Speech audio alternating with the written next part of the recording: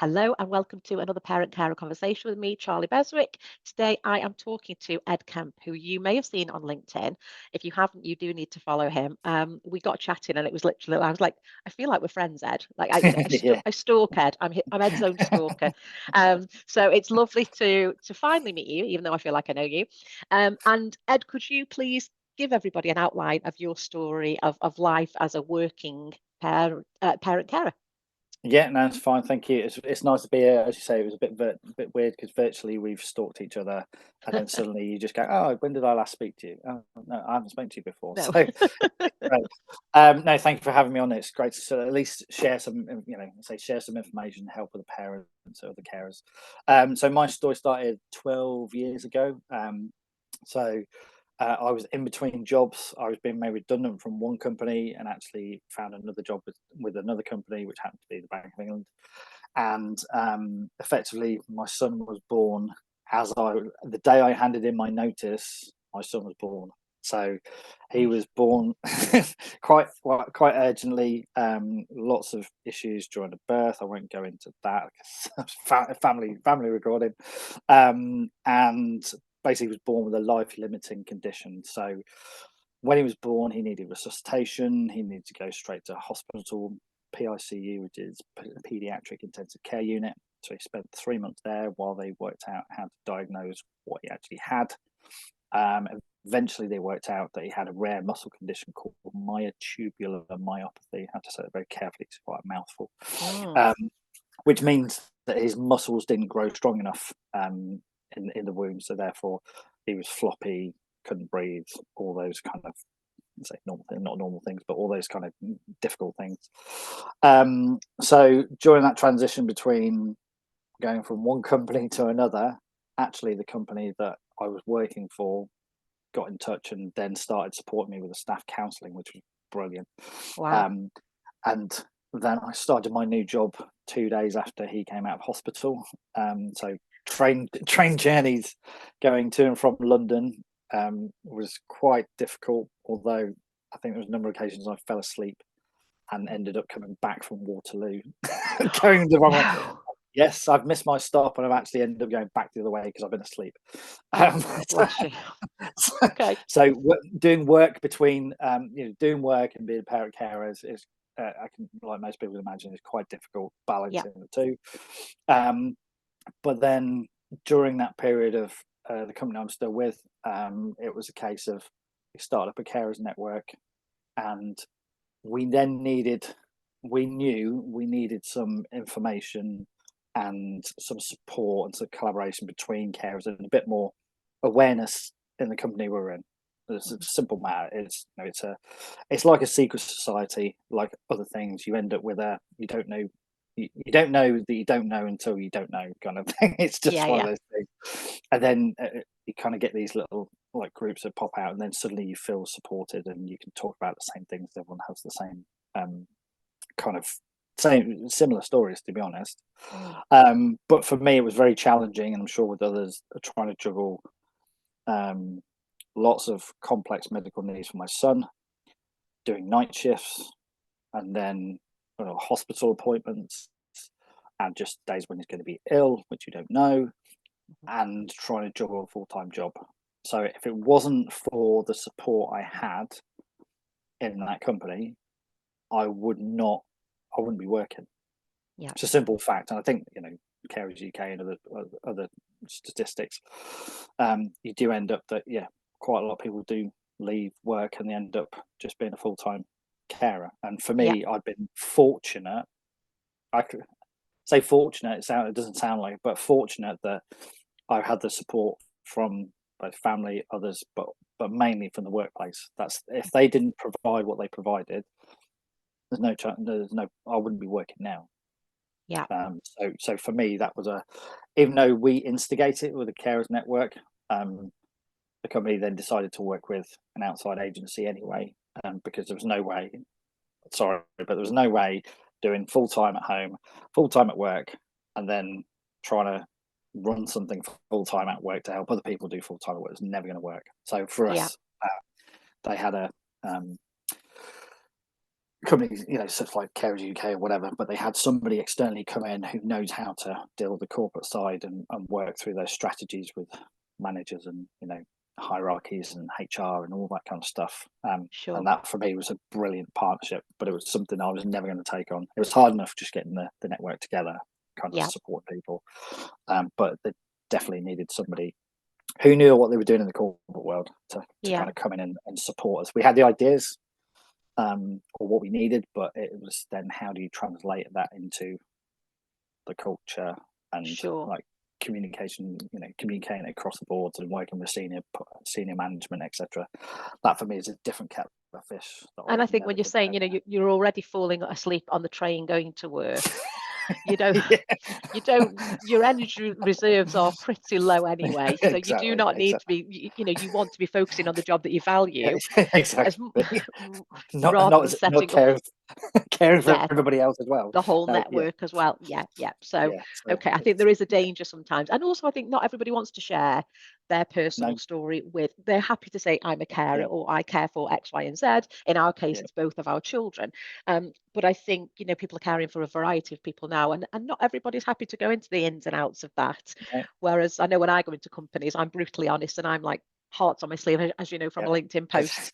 And I think that can be a little bit more refreshing than somebody having to sort of spill their guts really almost to their colleagues. But to be fair, it's two different things. My wife isn't one to go on social media and share this, all this information. Whereas me, I'm like you. I want to get the awareness out there. I want to let people know how hard it is, and because the only way you can do it or let people be aware is it's kind of your own personal experience. Of course. And Matthew gets more likes and posts than me, so it's fine. I won't be without him, So. No, absolutely not. No, and what you do, with and for Matthew and the team that you've got around Matthew is incredible. It really is incredible. And I know you've got military precision organizational skills for sure. Which brings me on to beautifully my question of top strengths. What would you say the top 3 strengths are for a workplace of a parent carer being part of their team? Okay, so let me think about these. So before I say it, there is, having worked in the corporate, especially as a parent carer, there is the assumption, and I know this because I've spoken to managers and and they've assumed it of me, in the fact that it's where there is an assumption that it might be that we're not reliable, you can't be dependent on, and it's just even just those two things, but so we did have the struggle, and I've had the struggle, and sometimes I've taken a step back and said I'm not going to go for that role because that's operational and I don't want it when something happens. I don't want guilt or the stress. So I've navigated my actual career based on Matthew, but I've always ended up in a team managing 20 or 30 people. So I've naturally resonated to that, and then I've gone, no, I can't do that. I need to go back. But then clearly I must resonate to that area because I've been asked to do those things. But for me, the biggest 3 I would say is, so the first one is, there's no doubt about resilience. Resilience and determination. That's you don't have a choice in this life. You just have to get on and deal with it. It's hard as a parent anyway. I've learned that. But dealing with the kind of, even the NHS, dealing with the NHS, the system that you have to kind of go through, whether it be social care or the NHS, fight, determination, the resilience to get through, to get your child what they need. It shouldn't be like that. You and I both know it shouldn't be like that. And sometimes it is. He or she who shouts loudest gets what they need. Yeah. And unfortunately, that's the way it is. But that may change. But that's there. But you end up determined to do what you need to do. So you'll find a way. So for me, it's a brilliant skill to have, from that point of view, the resilience and determination, that you can be relied upon. Yeah. From a being prepared or dropping things, there's that, I don't know, they've got appointment, so they might be ill. I know from my experience, the introduction of what they had as like a carer's passport. And that for me was, we kind of worked through that and said, so every year I'd had a different manager, and every time I would have to explain to them what my situation was. And again, based on people, some people will say, that's fine, take what you need. And some people will say, why do you need to do that? Yeah. But you're down to people, not Yeah. okay, which comes up to your culture. You can't, not everybody works the same way. Sure. So with the passport, ended up explaining what you needed to kind of get across to your new line manager, whoever it may be, so you didn't have to recount the same information. As you say, some people don't want to share, and it's just go and read that. But part of that we had was, for me, I would write down all the things that may go wrong. So it could be, or let's say go wrong, all the things I would need someone to understand. So Yeah. it might be that I'd be late in because I've got to have a catch up or a handover with carers at 8 o'clock. So I might be in late one day. The carers might not turn up one day, so I've got to deal with care. So I might end up having to work from home. I may have an emergency that I've got to go home to. Could be this in hospital for long periods of time, so I might have to work from another location. So there was all these different scenarios, and I wrote them down and said, here's my scenarios, here's what I would do, or this is what I would need to do, and here's what I'm going to do if this happens. Yep. So in the same way, I would then work with my team to say, right, all my information, I'm being quite open with you of where things are, share on a regular basis, and it might be 15 minutes a day talking to people what you're doing. And actually I was more transparent with what I was doing, which meant that my team could just pick it up in an emergency.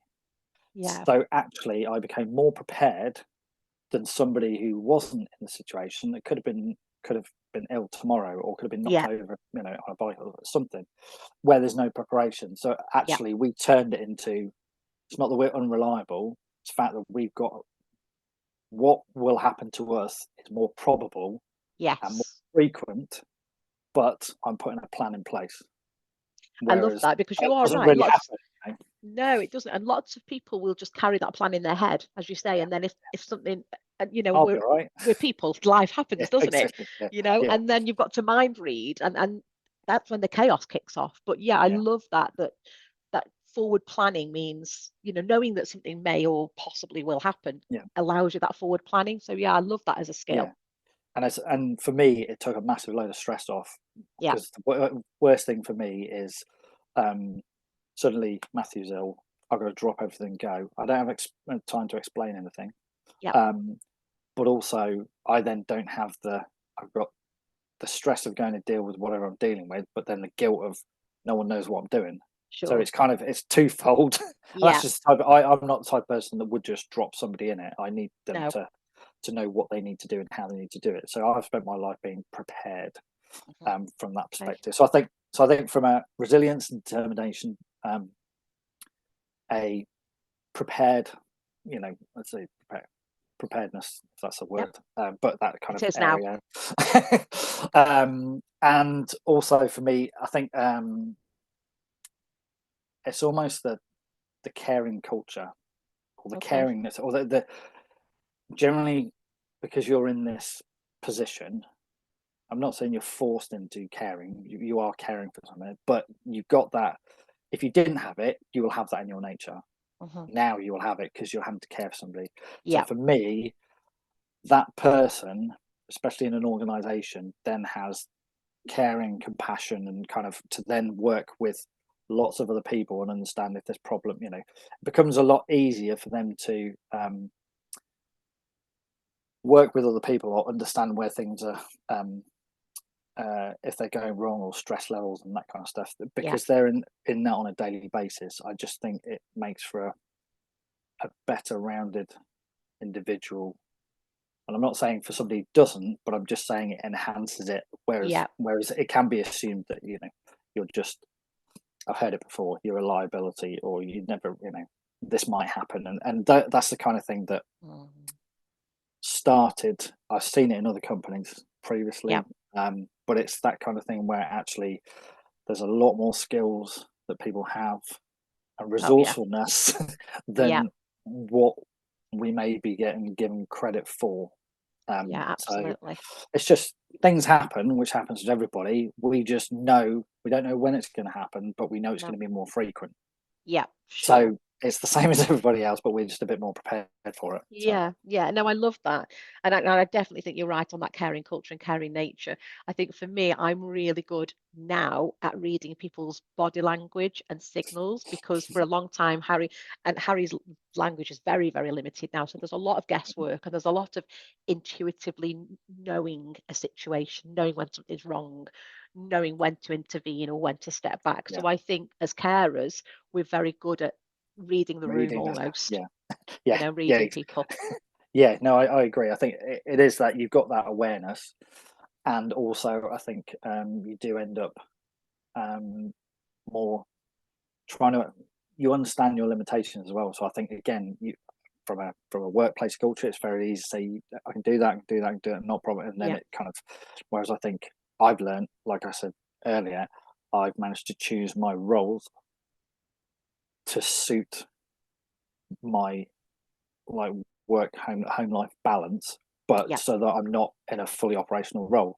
But I've sure. still ended up in those roles because I must be good at it. I was but going to do say, you well, I was know what I going mean? to say, yeah, I mean that speaks volumes. You're hearing things like you're a Yeah. liability, you're not reliable, we can't Mm, trust you, and yet you are put in leadership roles over mm, teams of people. So yeah, I think the strengths yeah. massively outweigh the challenges. Yeah, yeah, yeah. And I think it's just as long as there's the support there, and in general, from a workplace perspective, from a company perspective, you need. It doesn't matter whether you care or whether you're not. Your team needs to be working together and needs to know what they're doing and needs to have that kind of that supportive element. Um, I just think sometimes from a carer perspective, especially if you're sharing it, but I think it just ends up being that the more, well, even in general, the more you know about somebody personally, we know about LinkedIn, the more you know about somebody on from a personal perspective, the more you can read the room, the more you can back off if you're trying to push a deadline, the more you Yeah, can go, okay, I can help you if you need. You're going to struggle to find somebody else.